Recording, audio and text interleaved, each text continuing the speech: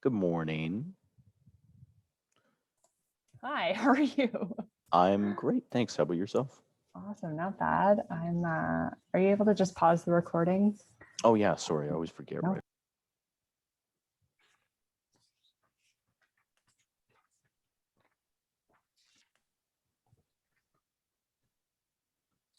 Welcome, everyone. It has just hit 9:01, and I think maybe we'll give another minute just in case there's some stragglers coming in at 9 in the morning. In advance of starting, let me just say that please feel free to have your video on or off, move around if you need, whatever you need to be comfortable in front of Zoom after more than a year of pandemic living. And we will ask at the end, if you have questions or want to engage in the conversation, to put your video on and talk to us if that's available to you, if that's comfortable for you, because one of the things we want to do is set up a kind of round table feeling here today. But in the meantime, please stretch, make yourself comfortable, and we'll start in about 30 to 60 seconds.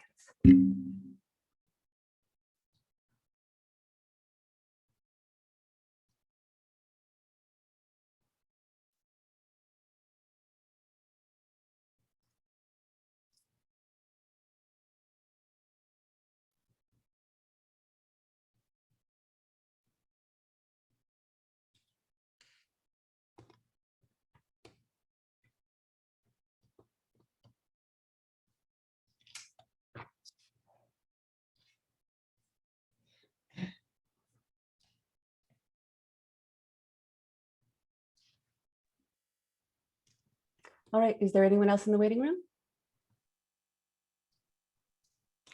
I've turned the waiting room off at this point, so anyone that joins Perfect. just automatically flies in. Great, thank you so much. Okay, so then we'll go ahead and start. I want to remind everyone that this event is being recorded. It is great to see you all, but if you don't consent to being recorded, please keep your videos off for the duration of the panel. My name is Natalie Lovelace, and I have the honor of opening and moderating the panel here today. I'm an associate professor in the Department of Art and Design, where I teach contemporary art and theory, and I direct a lab called the Research, Creation, and Social Justice Collaboratory. I'm going to put the link to that in the chat, and throughout my opening remarks, I'll be putting links in the chat in order to kind of give you access to different pieces of information on our panelists and on some of the things that I'm talking about. So the University of Alberta and the Research, Creation, and Social Justice Collaboratory, these two units, they are on Treaty 6 territory. It's their home. Amistwitsi-Waskagan, or Beaver Hills House, which is also known as Edmonton in Western Canada, for those of you who are not from around here.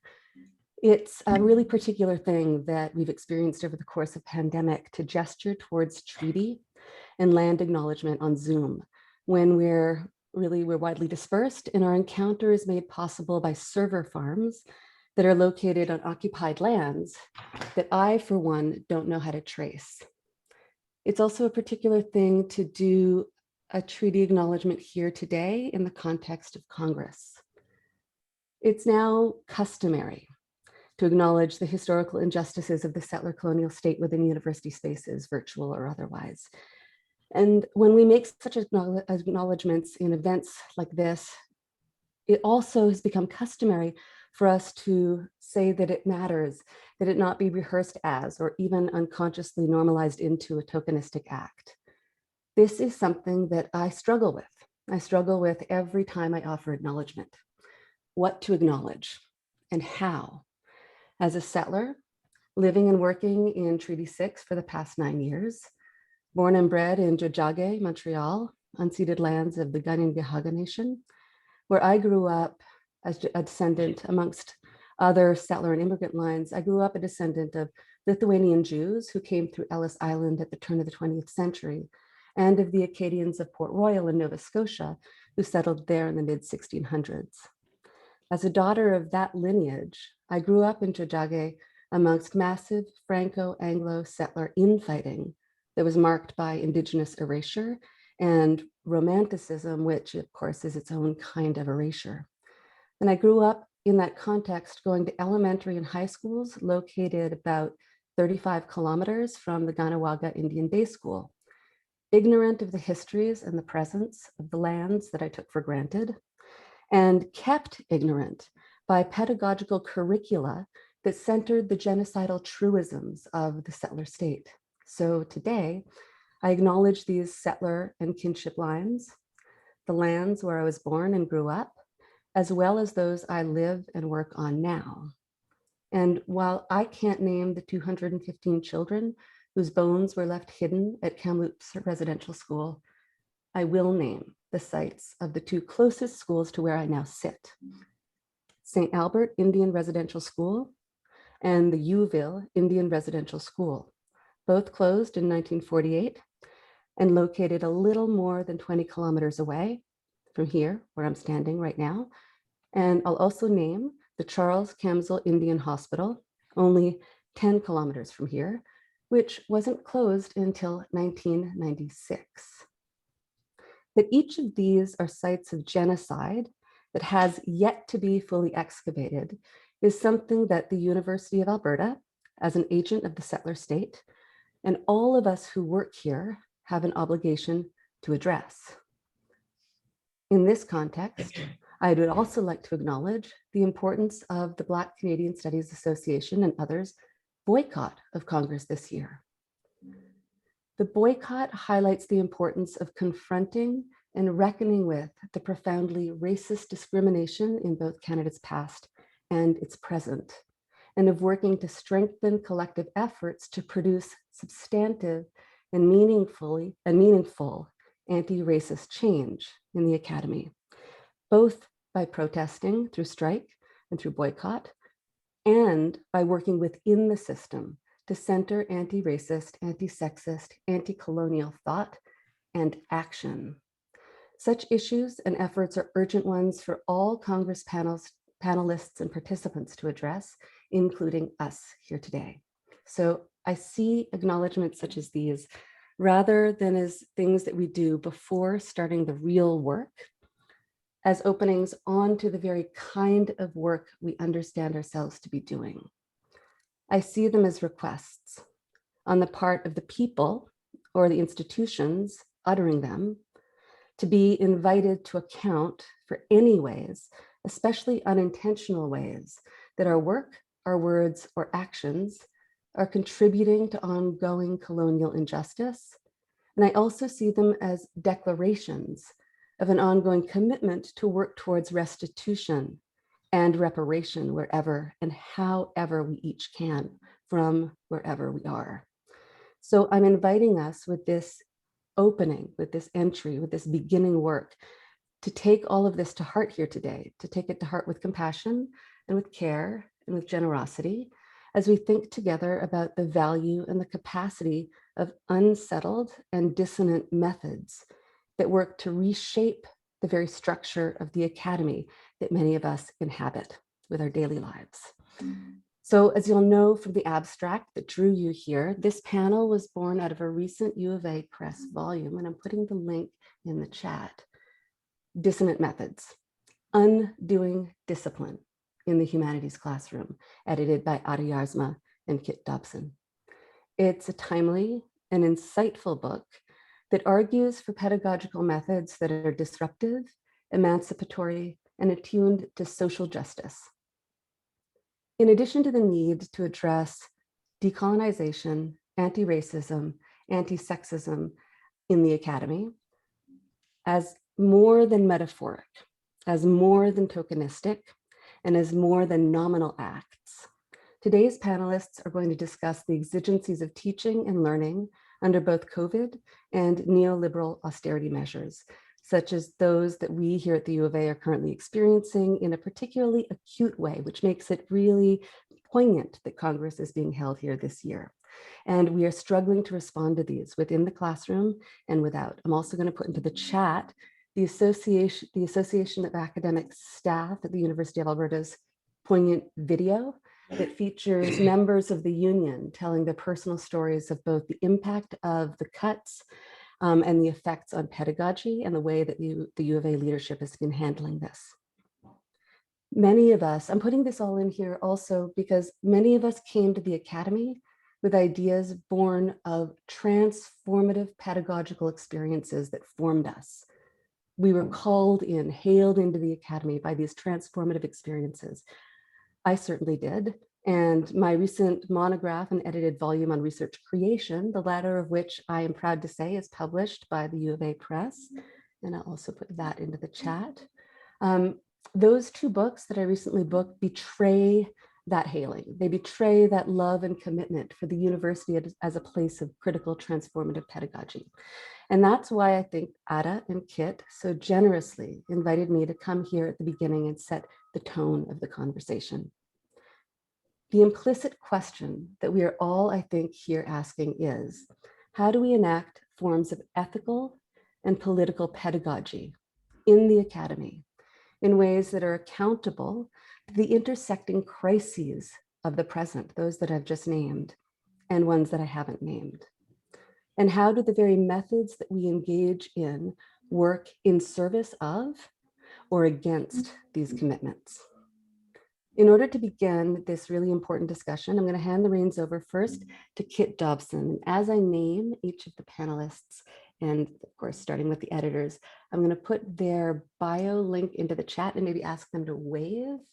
So in order to begin, I'm going to hand the reins over first to Kit Dobson, Professor of Literature in the Department of English, Languages and Cultures at Mount Royal University, who will speak briefly to the book and the theme Dissonant Methods.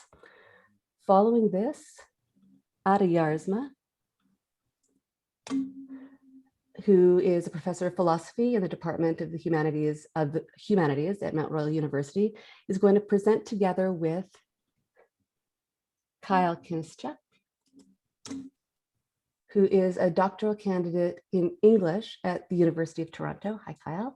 We're then going to turn to Sandra Styres, who's a scholar of Ganyangehaga English and French descent, who resides on 6 nations of the Grand River Territory and works as an assistant professor of Indigenous education with the Department of Curriculum, Teaching and Learning at Boise. And finally, we're going to hear from Ghada Ageel, who is a visiting professor of political science, and she's the second one down in this list that I put up of postdoctoral fellows at the University of Alberta. And she's a columnist for the Middle East Eye and an editor of Apartheid in Palestine, which is also into the chat, a University of Alberta Press book. After each panelist has offered us their provocation, we're going to open up together with whatever time remains to mutual discussion. And I very much look forward to this. And thank you again, Kit and Ghada, for inviting me to be here with you today. And Kit, I hand the reins over to you.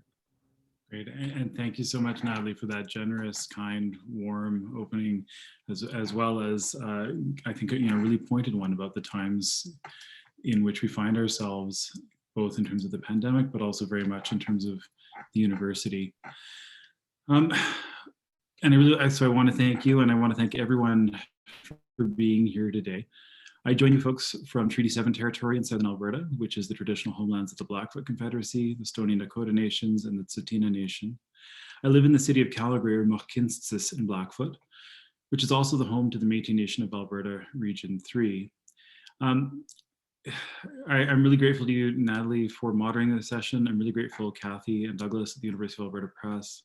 Thank you to everyone in this panel and to all of the people who participated in the book Dissonant Methods, Undoing Discipline in the Humanities Classroom, co-edited by Ghada Jaarsma and myself, and the book that occasions our conversation today. I want to pause a little bit, though, to reflect on a couple of things Natalie just offered. One is we're here to celebrate the University of Alberta Press and this book, but I really couldn't pass over an opportunity to also thank Natalie for the kind publication of How to Make Art at the End of the World, her book on research creation, which I find really animating and really vital. I also really want to note, Natalie, the complexity that you gave to the territorial acknowledgement, I think is a really important element of these conversations.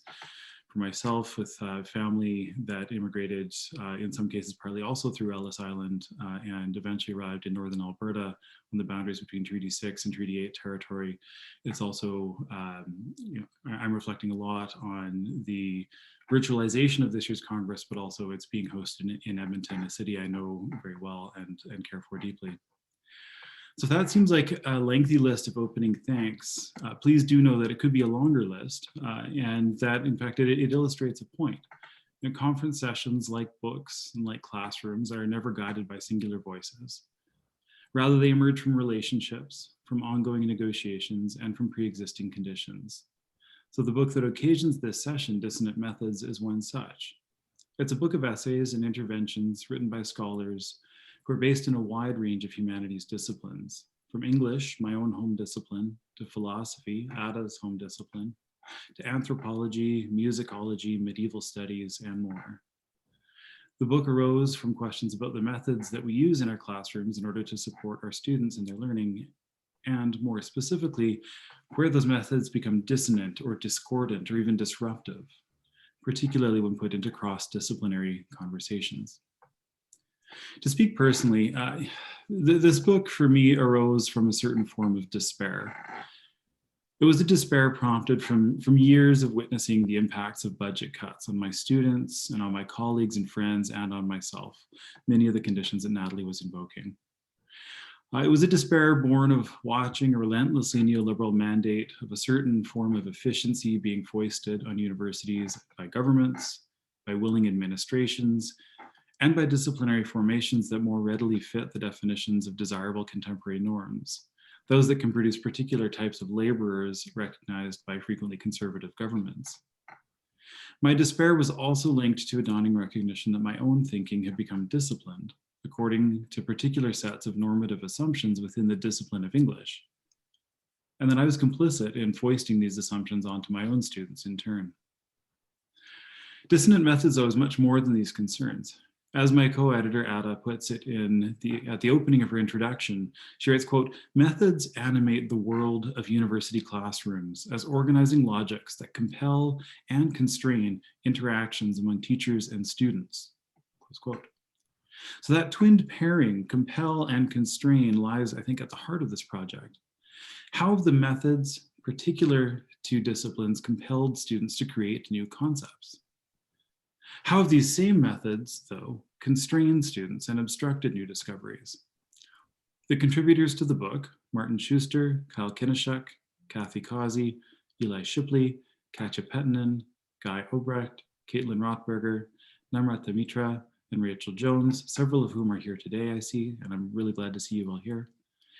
The contributors have all risen to the challenge of answering these questions in ways that are specific to their practice. So I continue to be animated by the generosity that they bring to their engagements. And then the pandemic. Dissonant Methods was conceived of and created just prior to the global COVID-19 pandemic. It was published in the fall of 2020 as the pandemic was hitting its half-year mark. We could not have predicted that our classrooms would change so radically and so quickly in order to deal with the necessities of remote learning. The circumstances have been far from ideal. I don't need to, of course, to rehearse that. We all know this so well. So on the one hand, then, Dissonant Methods already requires some amount of fine-tuning in order to think through these times. On the other hand, Dissonant Methods asks questions that have become, to me, even more pressing, given what this long global emergency has brought to us. Many of my own assumptions are challenged in this time. In my afterword to the book, for instance, I wrote the following, quote, "The classroom might be said to be the result of what happens when embodied fleshy beings come together in order to pursue a set of linked questions," end of quote. What happens, however, in a remote environment? What changes are needed to our understanding when the classroom has become precisely disembodied? What kinds of methods might answer to the challenges of this time and to the times to come? So today's roundtable discussion arises from precisely these and other linked questions. We've been grappling with the problem of how to teach meaningfully and effectively at this time. I've endeavored to do so in support of my students and at times against institutional formations that have all too often behaved as though this can be a time of business as usual or as usual as possible. I don't think that it can be business as usual. Too many of my students reported extreme levels of distress during the past year, even as I tried my best to support them. Too many of my colleagues, particularly those in contingent roles, were pressed beyond their capacities. I am personally weary and wanting to look forward to a future in which things may be different. So in this spirit, then I ask, what might lie ahead for post-pandemic pedagogy? I'll end by offering just a very small amount of my own experience during the past year, which will open up to what Ghada, Jaarsma, and Kinaschuk will offer next. During the winter semester, I taught 3 different courses. Expecting that remote, emergency, or distance delivery may be expected of me again in the future, I decided to experiment with my course design. As you might anticipate, for me, this question of course design revolved around the synchronous, asynchronous axis with which so many of us have been wrestling. I designed one course asynchronously, and then I designed one as a hybrid model, and I ran a third synchronously.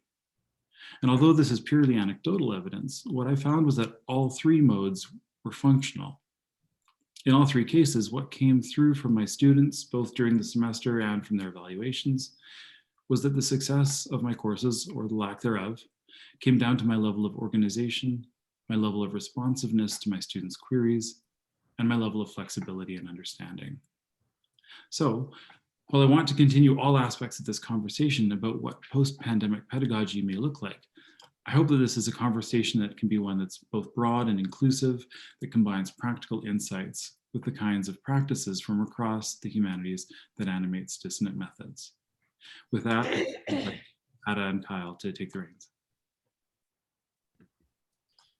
Thank you so much, Kit, and thank you so much, everybody who's here.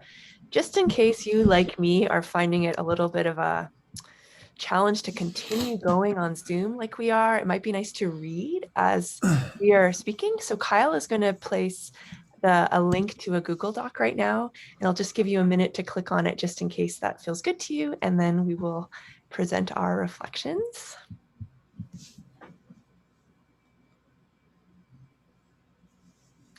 This year, I taught a course on Antigone that I'd been dreaming about teaching since grad school. Here's a tiny excerpt from the syllabus. This course will be held online asynchronously. We'll learn philosophy by doing philosophy. This requires time. It takes time for us to notice our own thoughts, to let them deepen, and then to write them out. Every aspect of this course has been designed to allow for great flexibility. You get to decide when you'd like to do each lesson.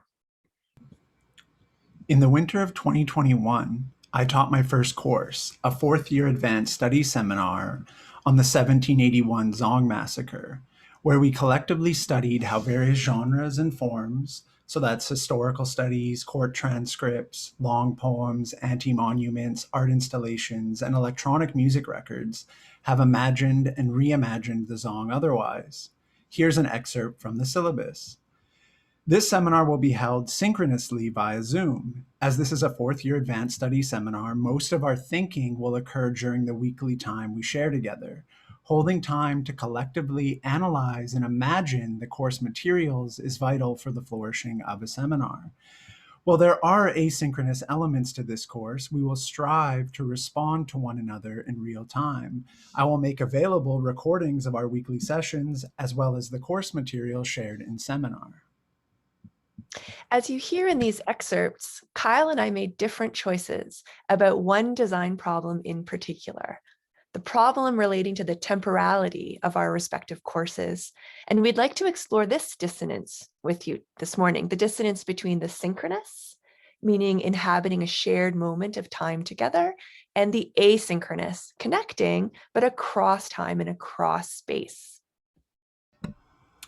To arrive at this design choice, I circulated an anonymous survey to students with the intention of designing the course in a way that moved beyond accommodating individual learners and to ensure that the course itself was designed more equitably from its inception. The question of time then was at the forefront of these considerations, a question that emerged in conversation with Ghada. I decided upon a synchronous approach given that this was the first and only seminar many of these students, a group of 12, would experience as undergraduates. So the feedback that they provided from the survey overwhelmingly pointed toward their desire to be able to meet weekly via Zoom to discuss the reading synchronously and enter into conversation with one another. Our collection, Dissonant Methods, invites a practice of self-scrutiny for teachers about our own design choices, syllabi, and assumptions about what teaching even is. It's really that latter part that I remained so compelled by. It also invites us to make teaching strange, in part by learning about other teachers, practices, styles, and choices. Making strange can be a way to rethink our choices and designs individually, but it can also be something we undertake collectively in solidarity with students. This is what we'd like to consider and even hopefully practice together here this morning. In her introduction to Dissonant Methods, Ada writes, "Forms are abstract organizing principles, and they afford different arrangements, relations, and activities." End quote. Teaching in the time of the pandemic has ramped up the necessity for reckoning with time as an operative form in the classroom. Returning to the dissonance Ada and I have staged here, as well as Kit, between the synchronous and the asynchronous, a design choice pivotal to teaching in the time of the pandemic, I wonder how woefully inadequate synchronous is as a descriptor for the time of the classroom. Does synchronous teaching not assume that it is indeed possible to share time with one another? How is time within the classroom lived out differentially? I'm thinking here in particular about the otherwise knowledges, affects, and experiences that both students and techs bring to the classroom, which remain opaque to the university and thus we might say exceed any claim to the synchronous. Put otherwise, how might the shared time of the classroom also contain within it and beyond it many asynchronicities, that's past, presents, and futures, that the classroom itself cannot acknowledge? We'd like to conclude with a prompt, as teachers like to do. We've been describing Dissonant Methods, which is the title of the collection. We've been describing this as a kind of making strange. The book makes the case for the ever-present possibility of such practices. So in a way, there's a kind of real optimism at the heart of the project. One example from the book, Caitlin Rothberger, who's here this morning, she locates this possibility in the dissidence of students in particular, students who stage refusals in all kinds of generative ways. Likewise, the book is filled with examples of assignments, modes of assessment, lesson plans, and affective strategies that all work to infuse teaching with creative resistance. But the pandemic seems to have offered us new ways of making our teaching strange, like, for example, the design choice that many or most of us faced, namely to go synchronous or asynchronous with our courses. Kyle has been pointing to the limitations of synchronicity, especially in terms of false ideals of sameness and sharedness. But like any form of practice, gathering together in real time is an affordance that can make all kinds of important things happen, as we ourselves are demonstrating together this morning. And so our prompt for you is threefold. And it's a sincere prompt. I hope we'll have time to talk about it if you would like to. How did you approach the design choice between in real time and offline flexibility in your teaching this year? Now that the school year is over, how would you adjudicate the choices that you made? And are there other ways that teaching has become newly strange to you because of the challenges of the pandemic? We're really excited that other contributors to the book are here, Caitlin Rothberger and Kathy Cossey. Can't wait to hear your thoughts, and also to hear from many authors of the U of A Press who are here and everybody else who's joined us. Thank you so much. And I'm going to pass it off now to Sandra Styres.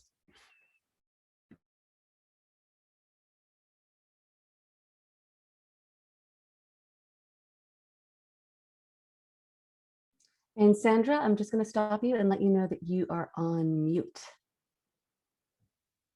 Just realized that, sorry. Yeah, no I want worries. to thank Natalie for that fulsome land acknowledgement and for introducing me.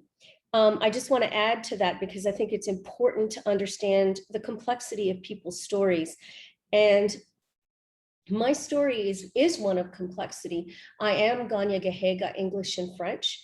I am a member of the Six Nations of the Grand River Territory community, and I have been living in that community for well over 20 years, raising my family. But my roots specifically came from Southern Quebec, where I was born and raised, in Montreal and in that surrounding area. What was once known as the Upper Mohawk Valley. So that's really important to understand that. As we think about education and we think about the complexities of education, we think about the complexities of Indigenous settler relationships, especially right now. And I want to say, because this is a very poignant moment over the past weekend, to ensure that the mention of these 212 children does not end up becoming a sidebar in any kind of discussion. We have to remember that this was a mass grave with some of those children as young as 3 years old. And we don't want this to become a sidebar in Canada's history of colonial or genocidal violence that was conducted in the name of education. And I think that's really important to the discussion at hand today when we talk about dissonant methods and what does that mean in our classrooms. And for me in particular, in my exploration of land-based education and land-based policies, in going into my classrooms and talking about that and talking about reconciliation and how difficult those conversations become when you hear things like, why can't people just get over it? Well, because when you think about not just the history of residential schools, but you think about the ongoing present history of residential schools that is occurring even now. And I say that because our elders and survivors have been talking about children who have died and disappeared and nobody knew what happened to them. Children that were reported to have run away. These survivors have talked about children being buried under the residential school property in mass graves, and nobody believed them. Kamloops is just the start. I know for a fact that where I'm currently living on Six Nations, we have a residential school in Brantford that that people are saying that there are children buried under there. And so there is a lot that has to happen in order to heal that relationship. And again, there has been so many precipices, so many watershed moments where people can step in, the government can step in and do the right things. And even now you hear them, yes, we're committed, but we're wavering on any solid commitments. And I think that that has to be brought into the classroom. And the reason I say that is because in the work that I teach, I tell students, this is going to be a very provocative class. It is going to cause you to confront some of your long cherished myths. It's going to bring you to a place where you may experience emotions, and emotions are not negative or positive. They are sources for learning and an opportunity for us to discuss that. So I look at the pedagogies that I do. I don't call them dissonant pedagogies. I call them pedagogies of resistance. And the initial resistance is what I bring into the classroom. The pedagogies that I bring into the classroom that seek to disrupt those colonial normative narratives, normative discourses within education. And the student responses are quite often resistance to that. So we call them counter resistance because they are countering our resistance to the pedagogy. And it disrupts their thinking. It disrupts their colonial myths of Canada, the benevolent and the good. And it also holds space for students to also confront their own complicitness in the colonial agenda. And there are many ways to do that and to achieve that without an educator standing at the front, confronting students about what they believe and what they don't believe. And that is particularly important for educators who are marginalized in other ways and don't necessarily have the protection of whiteness around them. And so that becomes really important to look at other ways of confronting these narratives and to bring dissonance, if you will, to use the words that are in this book, to create dissonance within the classroom. So there's readings, reading groups, reading reflections, larger group discussions, bringing other first voices into the classroom so that they hear the ways that other Indigenous scholars are speaking about these very things that we're talking about in the classroom. So for instance, showing a film or a documentary that we would then talk about in a sharing circle. I remember one time we were having, usually we talk about residential schools over the course, it builds, so the courses are scaffolded, but the actual module on residential schools is over 2 to 3 weeks and is designed to give, in the introduction course, is designed to give students an introduction into Indigenous Studies 101, if you will. And we showed the film, and then after the film is called We Were Children. Some of you may have seen it already. And it's a very gut-wrenching and heart-wrenching movie to show in a classroom. So as an educator, you're simultaneously ensuring that BIPOC students are protected, that their space is held for them to be protected, to be free from the anguish that may be coming from their other students. And so we have a sharing circle at the end, and quite often the students will express their heartbreak and their gut wrench and all of those things that are a normal part of the learning process in these dissonant moments. As students are trying to come to grips with what they grew up with what they knew to be true.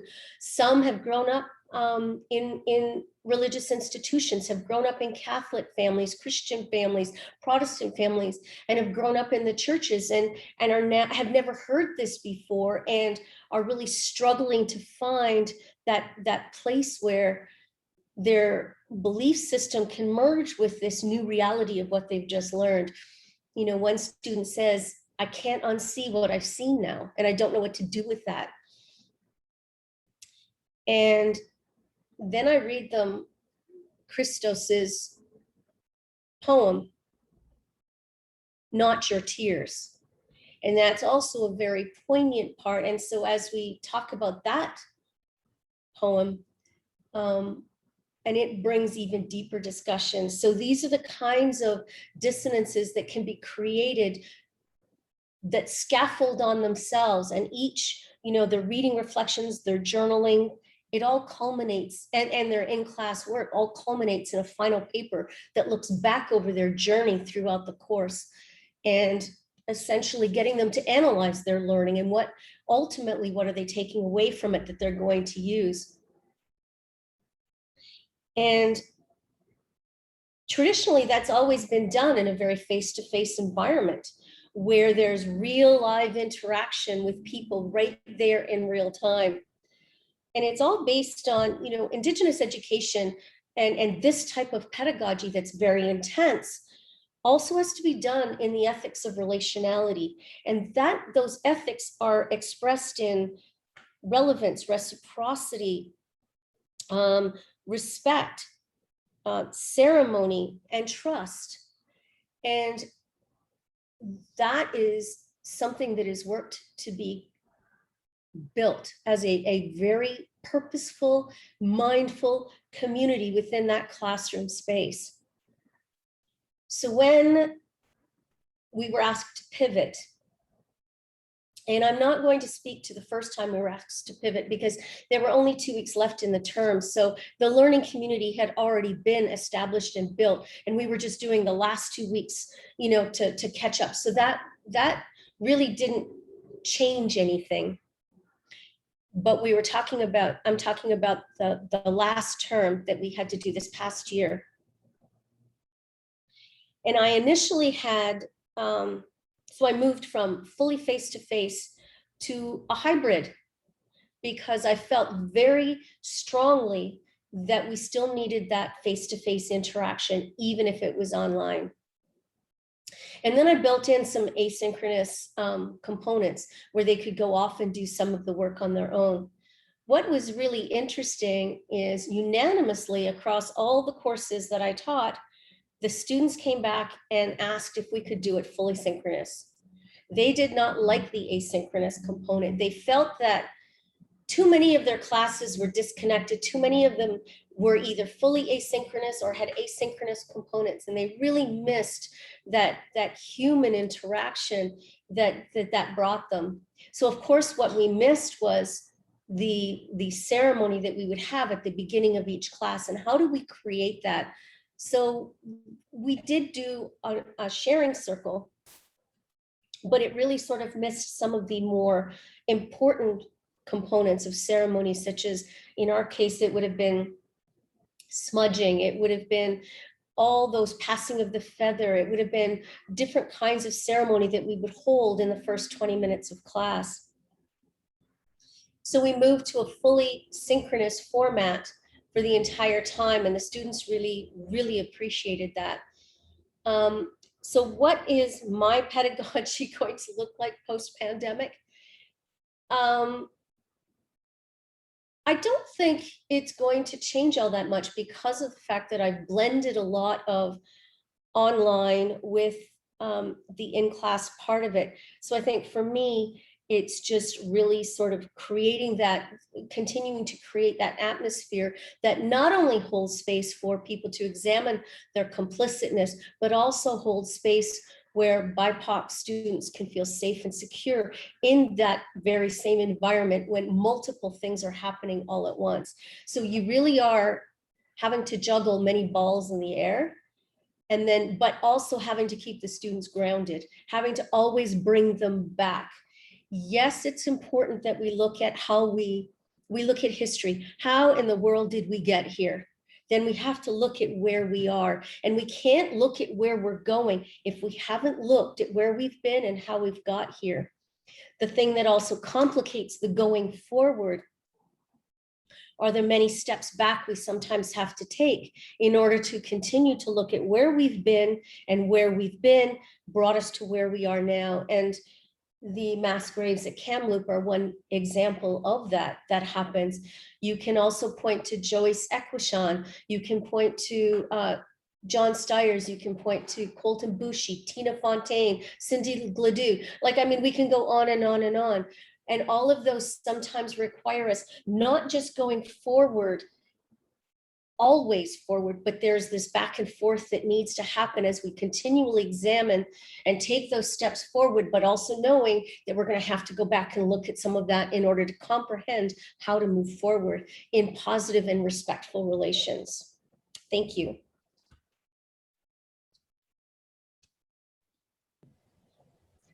Thank you, Sandra. And I'm going to pass the baton on to Ghada to close us out, and then open back up to fulsome discussion prompted by all of these really moving provocations. Ghada, the floor is yours. Thanks, Natalia, and good morning, everyone. Thank you for the University of Alberta for organizing this event, and for all of you for making the time to attend this very much important and timely book and topic. And it's really my pleasure to take part in this panel.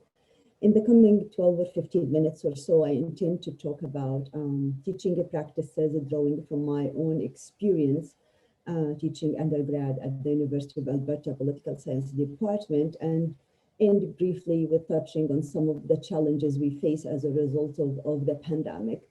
However, before delving into the topic, I would like to confirm what has been actually stressed and affirmed by one of the contributors to this volume, that education comes with huge responsibility that transcends and surpasses the narrow understanding of education as a process to prepare students for the market, for the world of labor force, a world of money and jobs. And while I'm not denying that the concern of education or the goals, the tasks is touching on that as well, but the ultimate goal or the one of the aims of education is to open spaces for thinking, spaces to practice critical thinking, to create critical thinkers, and especially in humanities and social sciences, and a space to raise those difficult questions, those uncomfortable questions, those unthought questions. And education is also the process that attempts to disrupt, as Sandra has mentioned, and confound this habitual way of thinking or the mainstream traditional way of looking at things, and a process that assists in fueling the motor of a change and motivate improvement both at the individual but also at the collective level and society level, and ultimately a process of human emancipation. So in this context, the responsibility of educators is not only to offer a space for thinking, but also to enlarge this space to include everyone, especially the silenced groups, who often, together with their narrative, with their versions of the story, got excluded by various systems and structures of power. And I always remember the conversation that I had with a trustee of one of the major Western mainstream media or papers back home when I used to work as interpreter or fixer in media, when he told me that we as a paper determine what conversation would Tony Blair and George Bush would have the next morning. That was at the time, at the beginning of the 2000s. We not only determine, I mean, of course, when their media advisors come to brief them in the breakfast, but also we determine who's in that conversation, who's in and who's out.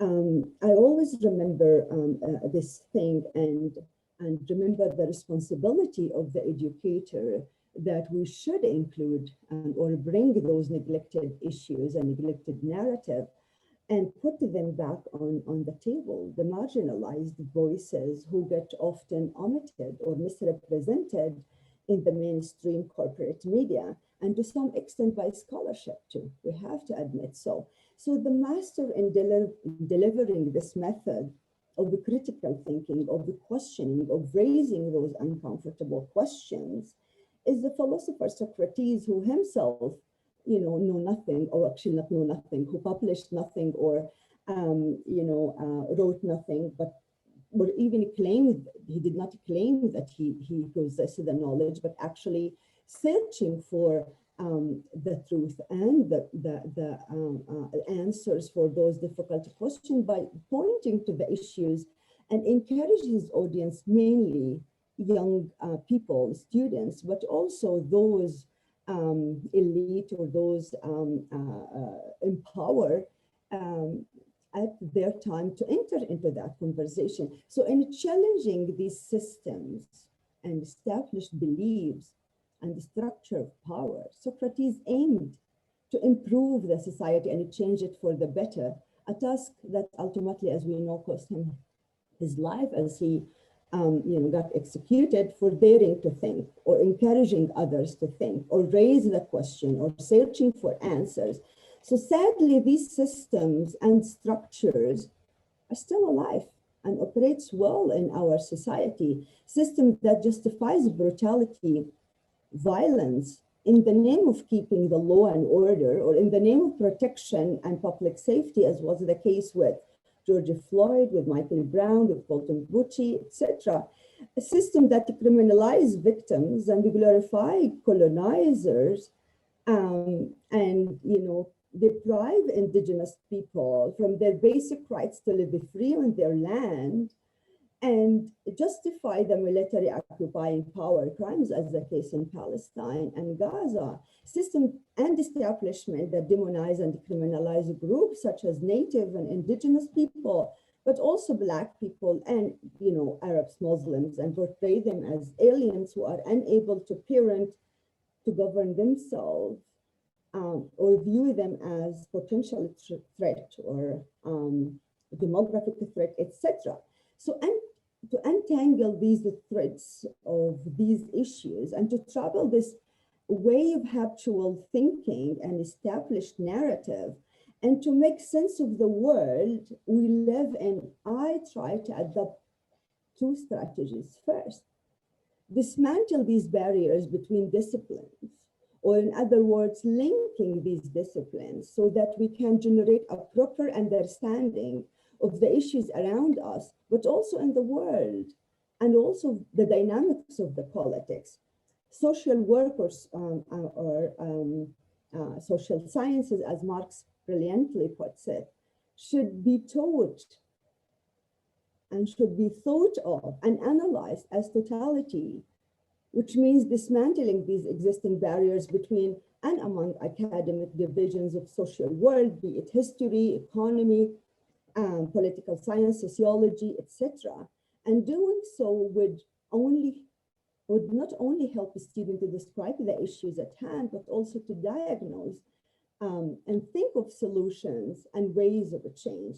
So when we discuss a case such as George Floyd, or the current event, or not actually crime, the 215 children whose bodies have been discovered underneath the residential school in Kamloops in BC, the theories, the terminology, the topics that ought to be brought in the discussion or to lead the thinking include but not limited to racism, race theory, system of power, settler colonialism, neoliberal project, mainstream media, human rights, indigenous rights, discrimination, history of residential schools, social movement, community actions, power from below and way to resist ongoing crimes.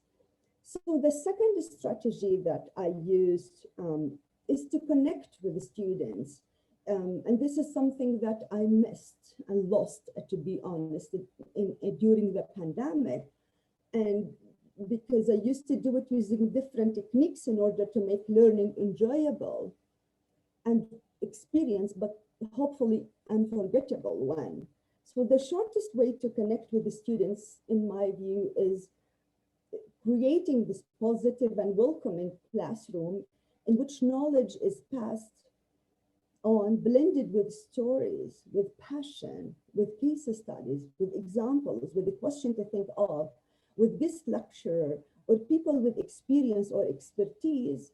So when we talk about refugees or refugee issue or crisis, we should host a former refugee here in Edmonton, be it a Somali or a Palestinian or a Syrian, to tell about their story, their original version of the story. When we speak about the legacy of the residential schools, we should invite one of the survivors or their descendants to talk about this. So I strongly believe that the shortest way between human being is a story, and I owe it to my grandmother, who used to tell me as a refugee stories every night about our life, about our lost homeland, about our tradition, rich culture, and hope, and how we should live with hope despite the odds, and to work, to follow such hope by actions. So she narrated the stories and passed knowledge with passion and with care. And to this moment, I could repeat her stories and movements while telling them to my children and to my students. I used the same philosophy with my students to let them, live the experience of learning and opening these small windows, which we can look at the world to describe it, to interpret it, to diagnose the issues and attempt to think and offer solution if we can. Drawing from different approaches and philosophers and scholars, starting from Prophet Muhammad, a champion of the human rights, who said 1500 years ago that all of us, all the human beings are equal, like the teeth of the comb. There is no difference between Arab and non-Arab, black and white, but by piety and by good deeds. Marx, who said, I mean, philosopher just interpreted the world. Our job as learner is to change it. Gandhi, be the change you want to see in the world. Think and revisit your thinking and act. Or, Ihsan or Hamid Dabashi, a scholarship can non-European thing. So with no doubt, I mean, let me use this last few minutes to reflect on the pandemic challenges that we face all as educators. And with no doubt that pandemic has affected learning and teaching. And we, as we no more have this full access and supervision of learning environment or access to the actual classroom or the human interaction, I no more see or feel or assess the learning outcome as I used to do when I used, to be in a class.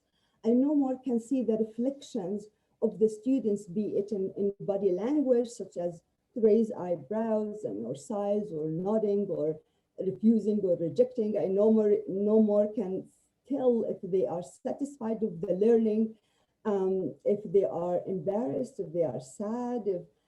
So this is one of the issues that really present a challenge for teaching after pandemic. The other issue, of course, is the challenge of international students who live in different time zones, and and particularly I try to give synchronous part, especially in political science. You need to have the conversation, and they find the time as an issue. It is also the power outage of that happens in places here, but most of the time in places such as Middle East or Africa.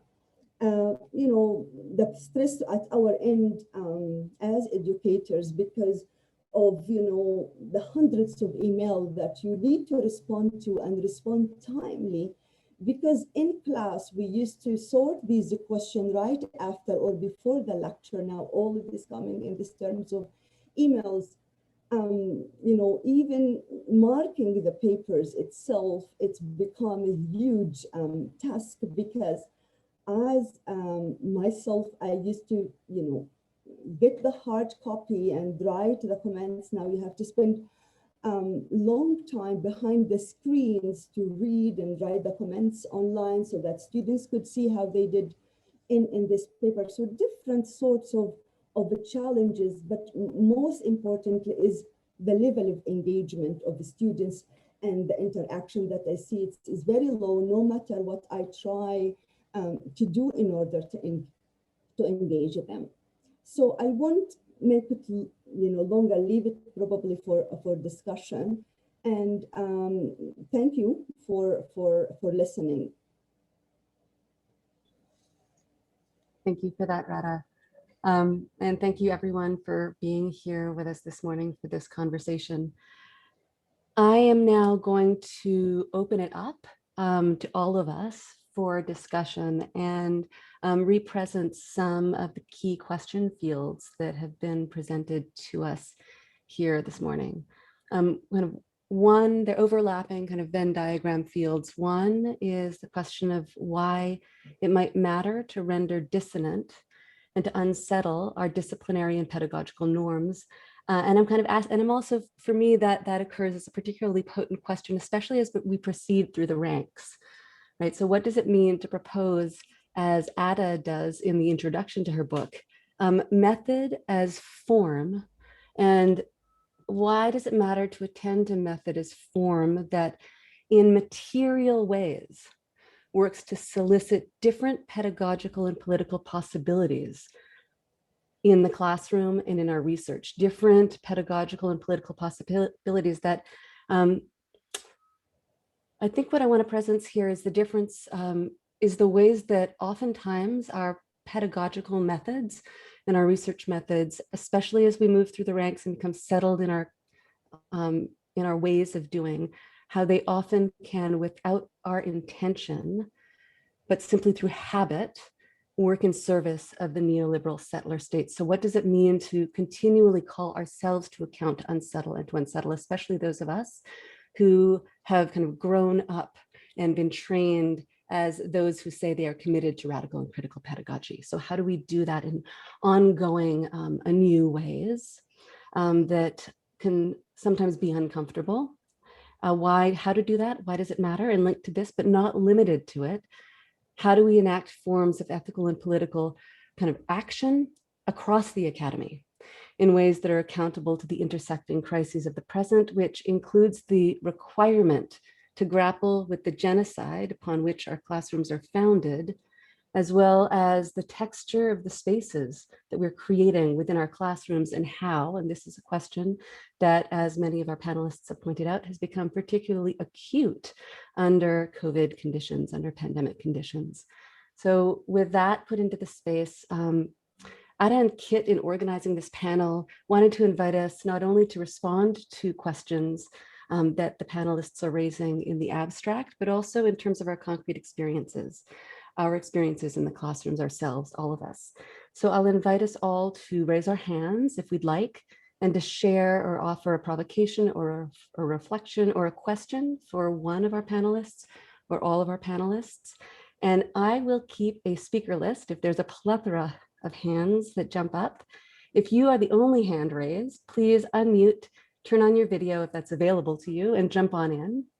And as difficult as it is, let's try in the next 24 minutes or so to create a roundtable dialogic feel within the constraints of Zoom. And I recognize that that is a daunting task.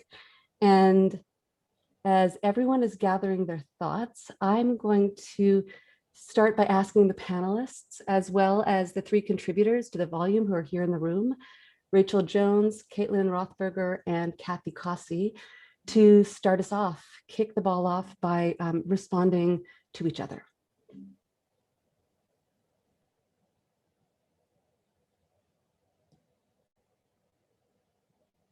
That's a big order. I'm Kathy Cossey. I'm coming today from Mi'kma'ki, from Halifax, and it's in the Peace and Friendship Treaty. And I'm a medievalist. And so the contribution I made to the volume was about that moment in teaching when your lesson plan goes out the window. And it's a really exciting moment, but you're suddenly thinking really quickly and you're making connections and you're into crazy uncharted territories that sometimes really works and sometimes really doesn't. And so that is what I was talking about in the volume. But my experience this year in the pandemic, we at Dalhousie, we were supposed to go entirely asynchronous for very good reasons. People with technological problems, bandwidth problems, privacy concerns, all of that.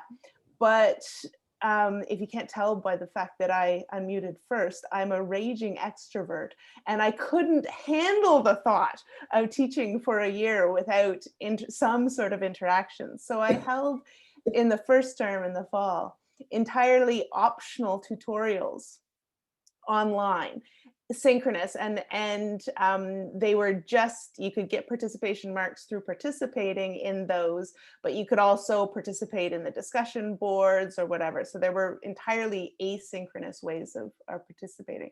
And I found that synchronous, like I did it for me, but it really helped a portion of the class as well. And so what I did in the second term is I built in that synchronicity.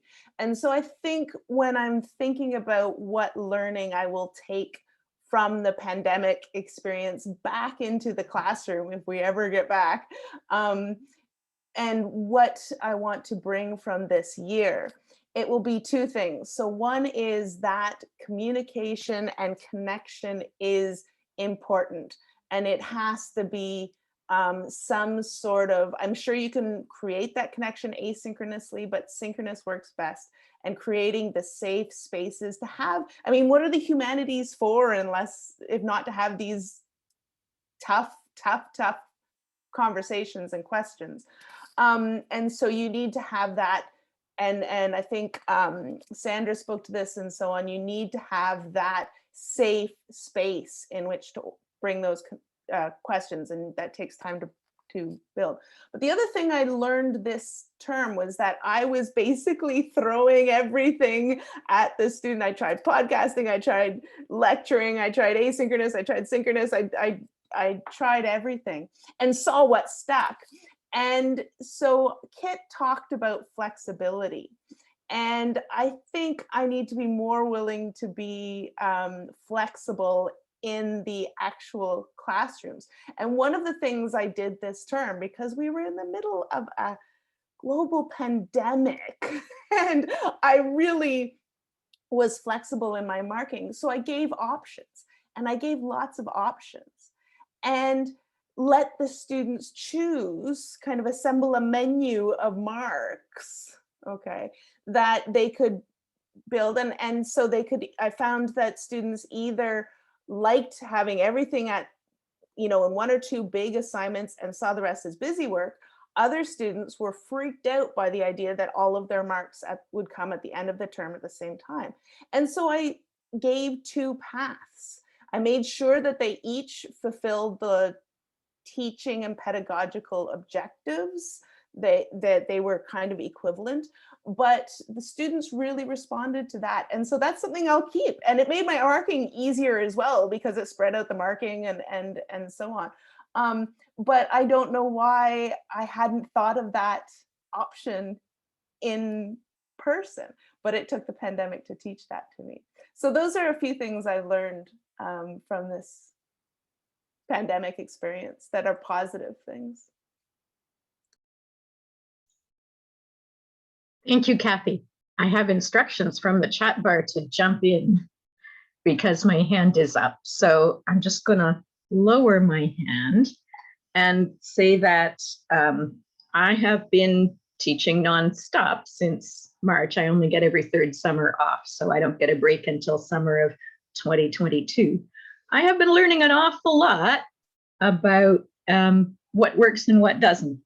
And I am just coming to the end of a term as what's called a faculty teaching fellow position, where I am supporting others in how they are doing their teaching. And that's meant that my work for that changed a lot this semester too, this past year, I mean, too. And one of the things that I am quite proud of that I did, if you will allow me to share a screen, is come up with this infographic which advises people to reduce, organize, communicate, and be kind in how they're designing their courses, not just during the pandemic, but it was for the purposes of the pandemic. And I struggle sometimes to take my own advice, especially when it comes to reducing my own workload. But I think that the biggest lesson I have learned is to do less, do it well, but do less. So I love the fact that we can take this moment to learn to do things better, but I urge people not to try everything at once and to take small steps. Thank you.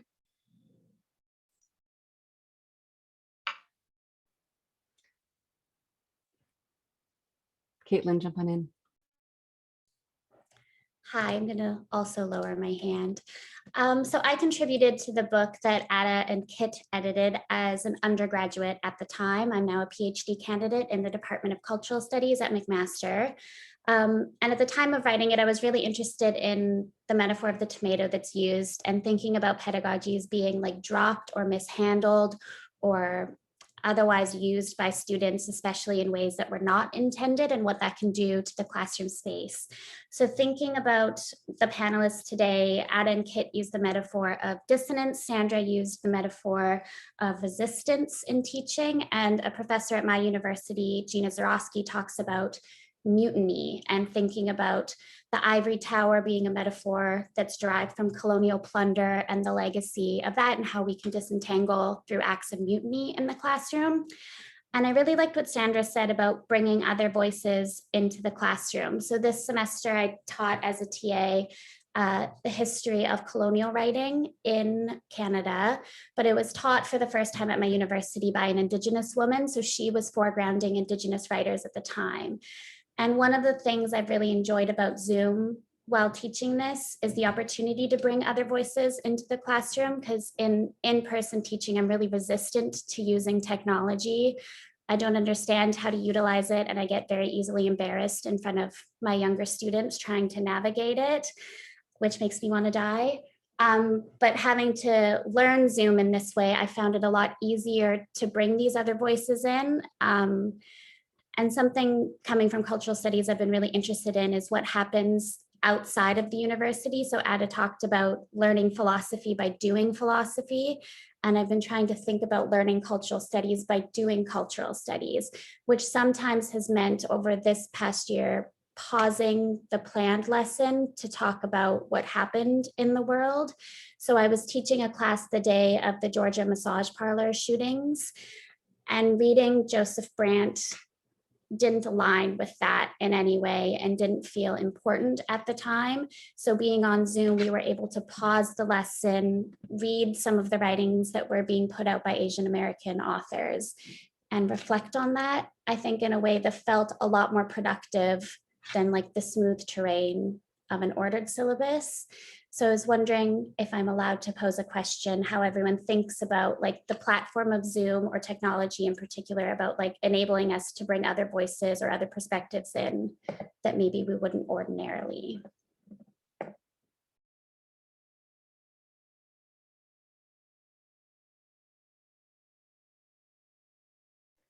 That's a great question, and I know it's certainly made it more accessible for people who had disabilities or you know, other barriers, and for people who were working at the same time, because in this neoliberal academy you need to take on a second job because you can't just work in the summers like we could when I was a student.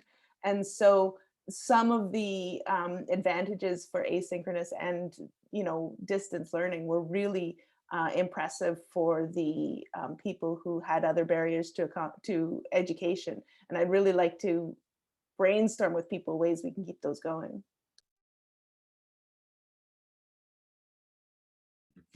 If there are other students here, it would be so amazing to hear, because I feel like a kind of guilty conscience, I think, when talking about teaching goes too far without really foregrounding the essential, creative, disruptive, wonderfully demanding, when people are interested, voices of students. So anyway, I just mainly wanted to thank Caitlin for reminding us of how utterly essential that is. And especially I'd just love to hear from students in addition to everybody else during this roundtable. Marie-Josée, jump in. Okay, first of all, I just want to say my first language is French, so if I don't use the right terminology or whatever, I'm taking a big risk here, but I'm gonna do it. So first of all, thank you everybody for sharing. This is very interesting. I see that I may not be teaching exactly the same kind of content of courses as those people that shared, but what I want to say is that what I learned from this year is I actually saw my students every course, but I limited the time. So instead of having the 2 or 3 hour course, I had some video that they had to watch before, and I learned you had to reduce it by a maximum of 15 minutes. So I did that on YouTube, and that did help a lot of my students, because some of them, French is not their first language. You know, I teach at the University of St. Boniface in Winnipeg. And then so with that, you can see the subtitles, you can slow down the speed of the video, and you can go back and watch the videos again. So that really learned. And they watched this prior to the class, but that was built within the time slot. So I had the open door kind of concept that they could drop by, and then you could watch it for those ones that like to sleep in. you could watch it the night before or whatever. So that really helped. And then the time within class, I probably talked 10%, if that. That was their time, but I really framed the discussion with, sentence, organizers, let's say, and sentence stems, like beginning to start the, so I actually found the participation of students has increased. I did not have one person that was not participating in small groups. In large groups, yes, it was a little trickier, but in small groups, it was 100% that people were participating because it was so framed and within a small time period, which was an hour long.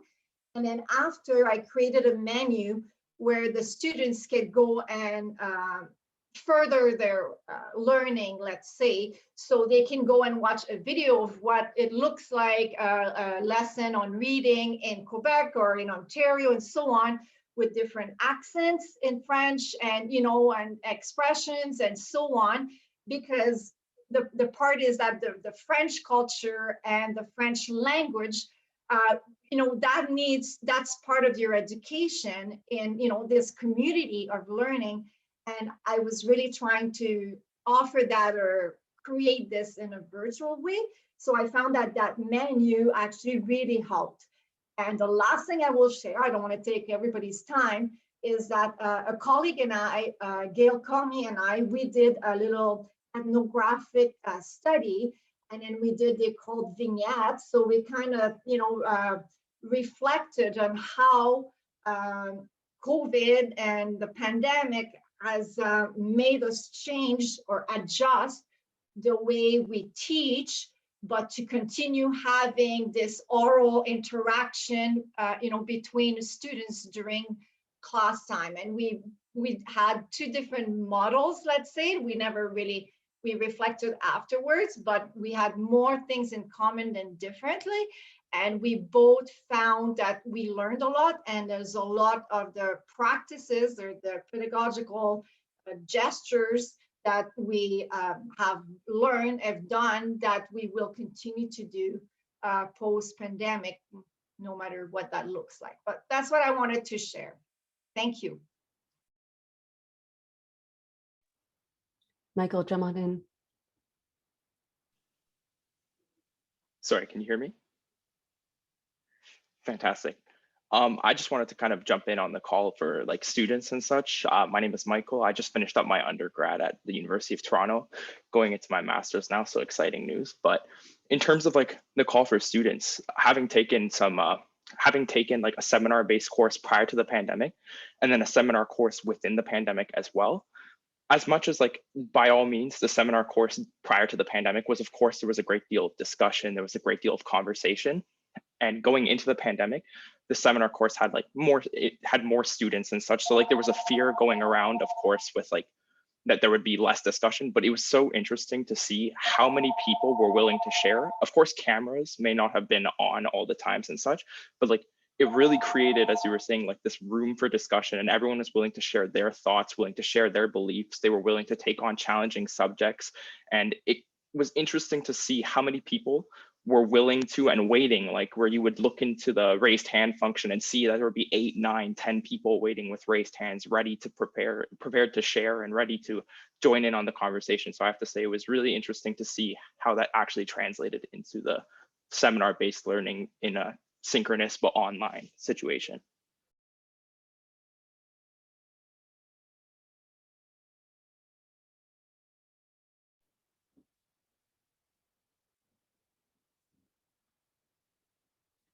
Thanks for that, Michael. I'm going to take your hand down.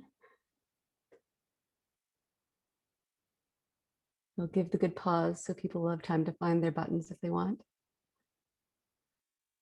So I want to ask the panelists and everyone, I'll try and synthesize some of the questions that you can see going in the chat, but there are two sets of things that are happening concurrently here in the conversation, and I want to point to them and kind of recognize the importance of doing these things together when often they are kind of wrenched apart, which is on the one hand, we're sharing experiences and tips and techniques, and also, reflecting on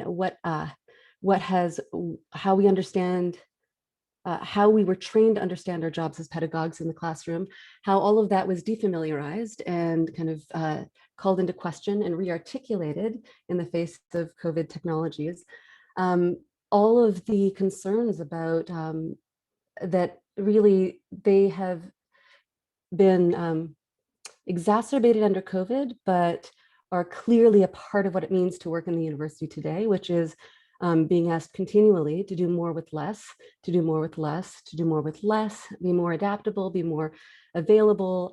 And that beautiful PDF that it was Nikki Didichet shared with us, right?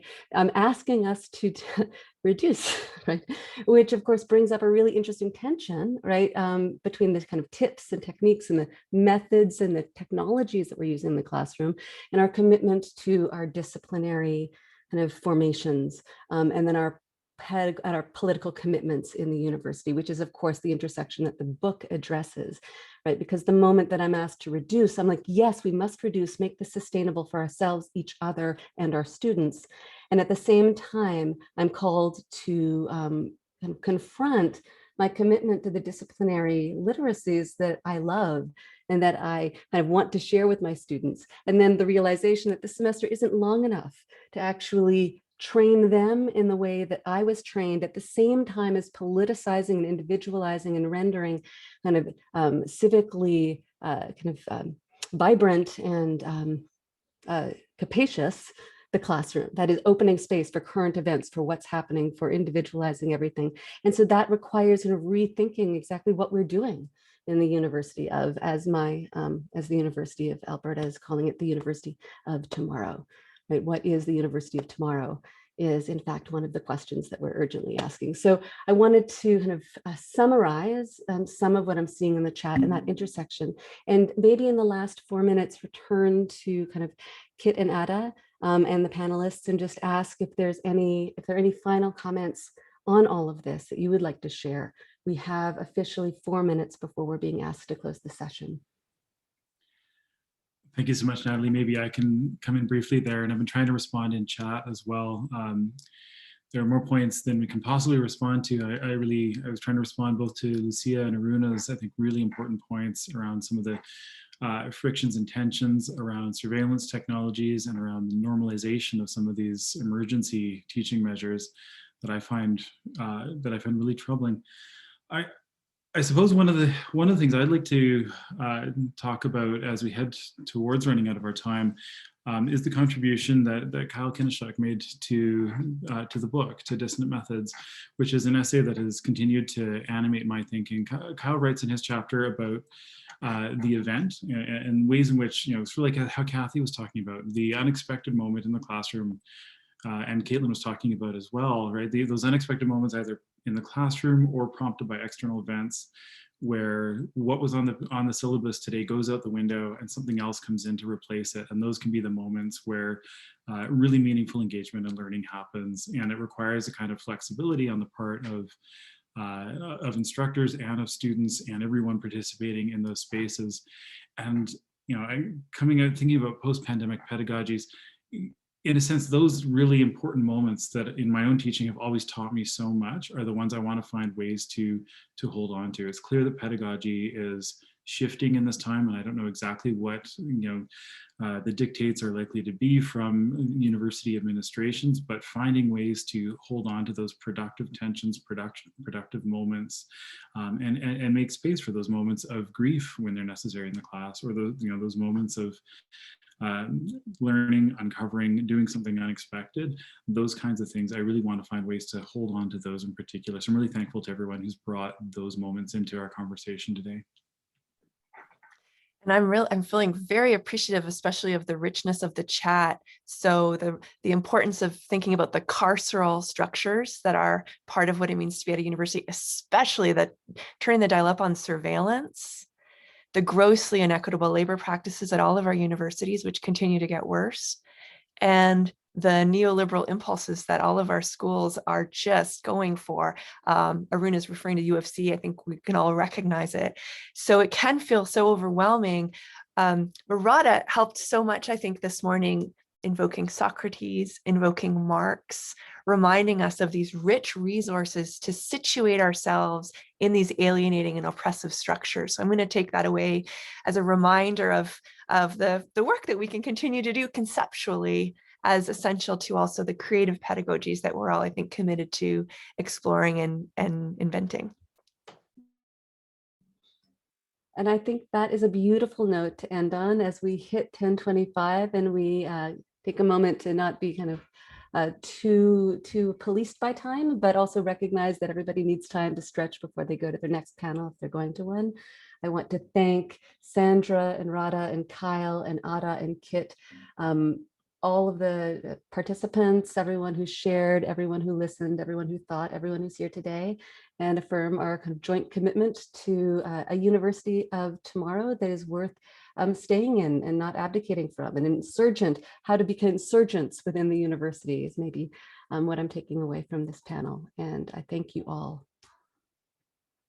Oh, maybe we can unmute if everyone's willing to unmute and maybe just give a clap and have a little bit of that oral feeling that we used to have. Thank you all. Have a wonderful, wonderful day. Thanks, folks. Thank you so much.